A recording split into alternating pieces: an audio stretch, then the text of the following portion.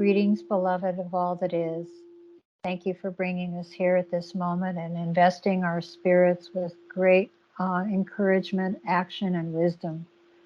We're grateful for being here and for the assembly who has gathered people of like mind to accomplish a goal and a remedy. Thank you, and so it is. Thank you, Charlie. Hello, my name's Ron Vroman. I'm the old white man talking head for the Oregon Statewide Jural Assembly. This morning, I'd like to read a statement I have here.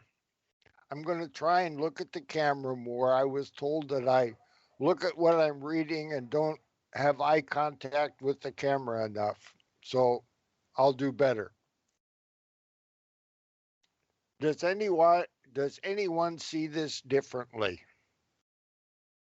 When one of the people decides to be a candidate for office in the de facto, which is currently the incorporated state of Oregon, or all caps state of Oregon, a subdivision of the United States Inc. of Washington District of Columbia, they must comply with a governing law form in some form. We know this by federal legal documents and state of Oregon de facto documents, that to vote, one must be a U.S. citizen. Oregon Secretary of State and the county elections clerks agree. So a man or a woman must legally expatriate from the de jure jurisdiction of mind, body, spirit, flesh, blood, soul, to the all cap fiction of their name, to vote to vote or to be a candidate. Federally, since 1861, all the states and territories of the United States circa 1859 and post Oregon statehood and prior to the secession of South Carolina, de facto non government. That's a little complicated. I hope you get that. The men, women, children have been defrauded with a color of law, malevolent, formerly a benevolent, predatory form of martial law since March 1861. At that time, a federal color of law, confederation, and perpetual union styled the United States of America ceased to be populated. Since November 8, 1910, on Oregon, it has been color of law. That is a long time to bring forth fraud.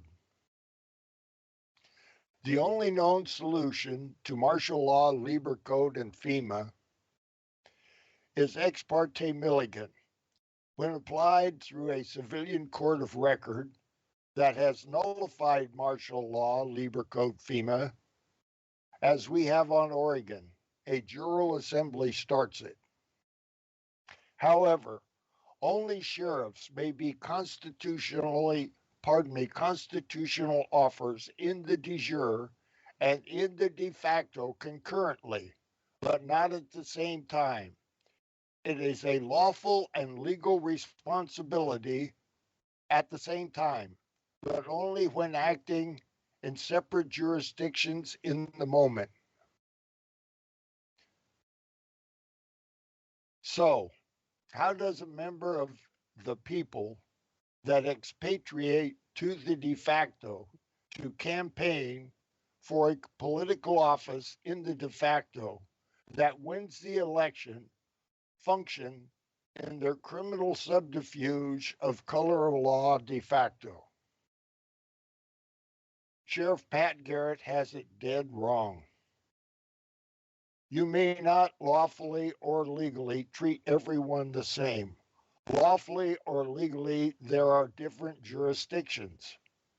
That is a ruling of SCOTUS, thanks to Richard Mack. SCOTUS also said the cops are incorporated entity employees and not public servants for the general public. They are not required to protect the public. That cannot be constitutionally. See Article 1, Section 1. Peace, safety, and happiness. Otherwise, we are dealing with the Pinkerton Act, which brings the FBI to mind. Article 1, Section 1. Natural rights inherent in people. We declare that all men, when they form a social compact, are equal in right. That all power is inherent in the people, and all free governments are founded on their authority and instituted for their peace, safety, and happiness, and have at all times the right to alter, reform, or abolish the government in such manner as they may think proper. What about governors? I cannot see a lawful way to become an elected governor as long as Article 7 amended is still in the Constitution in color of law.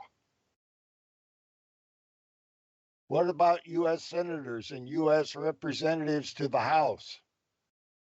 They become we the people of the United States, Inc., that they were elected to, paid by the feds unlawfully, all in color of law and de facto. It's not all clear to me, but we're figuring it out. What about deputy sheriffs, employees of the incorporated county of Washington, for example?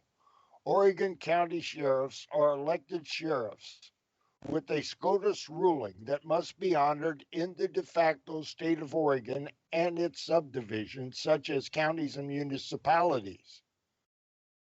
They must honor their oath and the people. Then they can do statutes and ordinances. De facto and de jure were not in Black's Law 1 in 1891. They are in Black's Law 6, 1991. That's a key, folks. One can manipulate a martyr, while a live hero may be difficult to manipulate. But then they killed Patton, Kennedy, and Pat Tillman.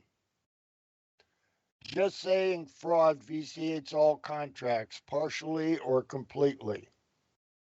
All sheriffs hear the bell and cannot unring it. 9/11 did not happen according to the official narrative. JFK, RFK, and MLK were all murdered, and not like it was reported. Donald John Trump broke a promise and did not release the JFK truth after 50 years. So, you abide by your oath 100%. And if you err, you correct it, not hide it. What does one do when the oath and the oath giver are bogus? We fail frequently, correct it, even apologize, and take the next step on our quest to return Oregon to a constitutional Republican form of government. If you support evil, you are evil and unfit for a position of trust. The things we see being done are evil. Please do not support evil. And I yield.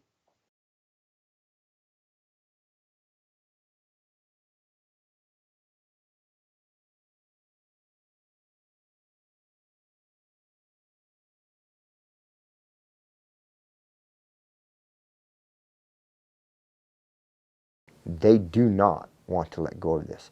They do not intend on losing here.